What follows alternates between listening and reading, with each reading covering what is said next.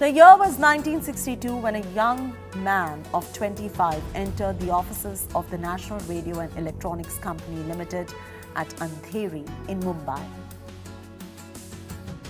9 years later, he was the director in charge of the company, and a decade later, the chairman of Tata Industries.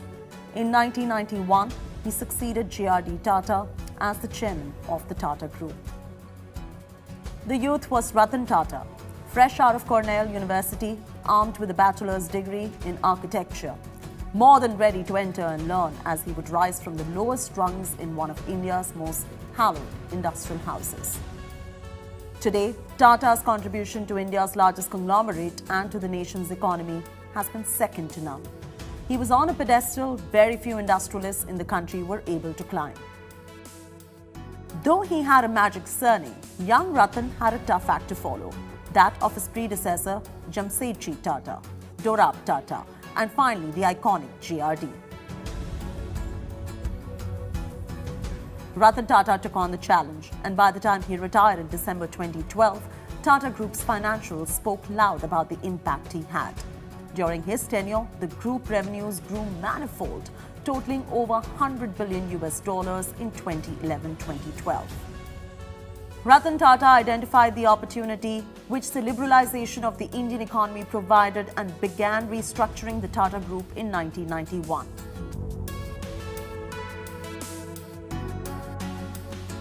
Under his leadership, the group acquired high-profile international brands like Tetley Tea, Daewoo, Soros Steel, Jaguar Land Rover. He was also the man behind Tata Nano, the company's small car project, which he hoped would give wheels to the middle class. The journey, however, was not easy and tested his mettle at every turn. First, he had to deal with the Sardaps, a legacy left by his uncle J.R.D. Tata. Rusi Modi lorded over Tata Steel. Darbari Seth was the final voice at Tata Tea and Tata Chemicals. Ajit Kerkar was the force behind Indian Hotels, and Nani Palkiwala was the man behind ACC. Each considered these companies their fiefdoms and looked at Ratan Tata as another outsider they had to deal with. 6 years after taking over as the Tata Group chairman, all four of them resigned. Tata also wielded the broom on several companies. He exited cement, textiles, cosmetics, and focused his energy on software, telecom, finance, and retail. Finally, after serving as the group chairman for 21 years, Tata retired in December 2012. He had spent 50 illustrious years with the Tata Group.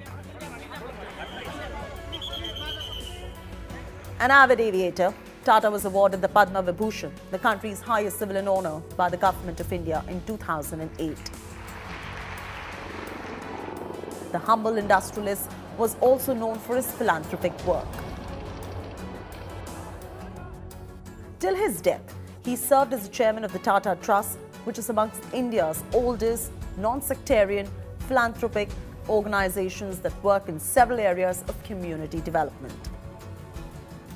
The proudest moment for him, perhaps in recent years, was bringing Air India back home to the Tata fold. And while he aimed to touch the skies, his other love was dogs.